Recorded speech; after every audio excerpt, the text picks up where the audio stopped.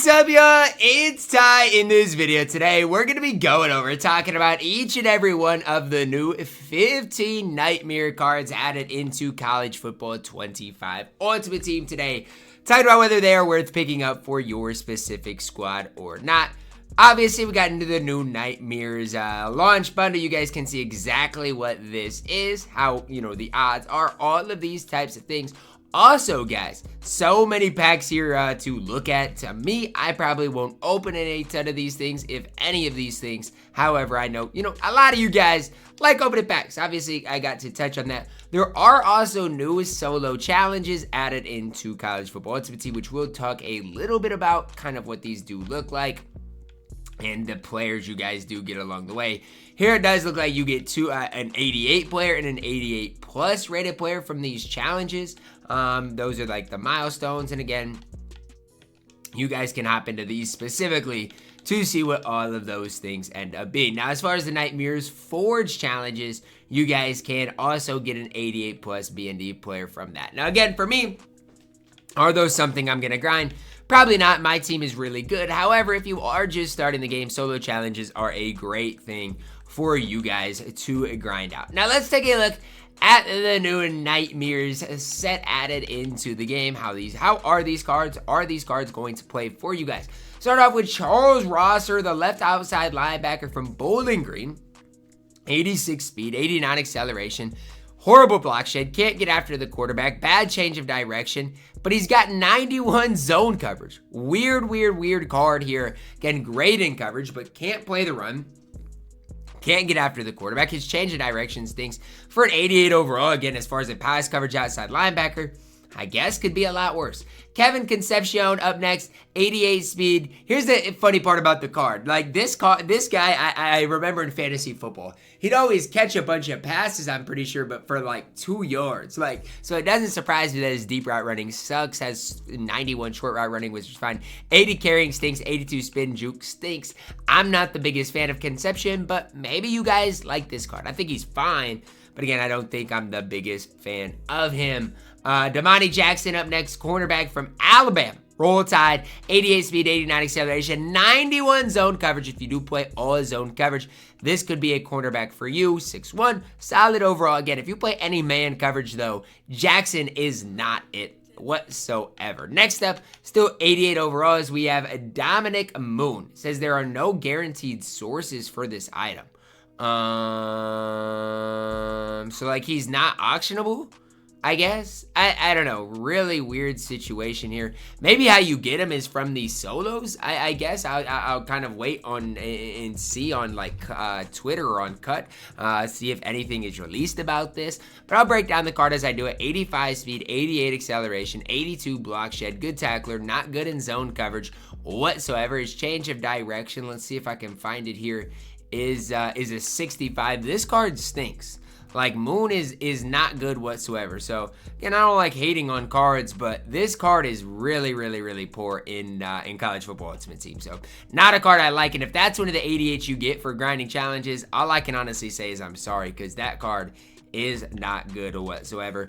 Jordan Birch up next. Looks like he is auctionable. 85 speed, 88 acceleration, 91 power move. Does have 83 block shed. Not horrible. At the left end position, he's fine. I do wish the block shed maybe was slightly better for the card. But again, that's really my only complaint whatsoever about the card. Everything else, I think this card can do at a pretty decent level. 55 change of direction stinks, but he's a defensive lineman. Can't really expect anything more. Xavier Carlton up next, 86 speed, 89 acceleration, 82 block shed, 91 finesse move. You want a guy to get after the quarterback. Xavier Carlton can do that. I also like outside linebackers that are tall. He is 6'6", 72 change of direction, 68 zone coverage. Isn't good, but look, he gets after the quarterback. He 6'6". I overall like this card in Cut. Honestly, we're talking about some of the best 88s in the game. I like what Carlton does provide on the field. Nate Pabst up next, 88 strength, 86 pass block, 90, 86. Okay, that's just part of it. Decent pass blocker, but the power stinks for pass blocking and run blocking. Obviously, is just is not ideal. He's fine as far as a left guard. I don't care. He's just a fine left guard. I feel like offensive linemen are just weird. Like, does some things good, does some things bad. It is what it is. Now, this card has a green thing by him. It means he can, okay, the Goals Gambit round 1. What does this even mean? Yo, the Goals Gambit round 1. Hold up, what is this? An all new thing? Oh my gosh. You get 91, 91 plus? Yo. What in the world? So it does, okay. I'm confused. So this is a card that can come from here. If you complete round 1, I guess you get this card. I'm thinking. 91 speed, 91 acceleration. He's got 80 carrying for a running back. You're looking at a running back with 80 carrying, 94 catch, great change of direction. To me, the way you got to think about this card is he's a great receiver out of the backfield. Kind of similar to the Wisner card we got a couple of days ago. Not going to be great. Obviously, the trekking stinks, the break tackle stinks, spin move, juke move isn't that great. But as far as a receiver out of the backfield, Sands is a stud. He's a stud at that one specific thing. As far as anything else, I don't necessarily know if I love. But this is interesting. Whoa, a new house rules event. Get it lasts 35 days. And it does look like if you guys can see the win. So if you win 15 games, you get this card. I think that's a W, or at least this. Oh, you get Sands at 11 wins. There, it says it right there. Boom, 11 wins, you get a great running back. I like this event, honestly. I like this. And you guys can see it scored big on the ground, 7 downs, no first downs. 17 points for a 35-yard rushing touchdown, 14 points for a 20-yard rush, 9 points for a rushing touchdown. Oh my gosh. Wait, but do you have to run the ball? I don't know. This is just weird. I don't know. It's an interesting concept. I don't know. Very, very interesting. Sands, you guys can see. It looks like an absolute stud of a receiving running back. As far as anything else, not the biggest fan of it. Drew Moss up next, 91 strength.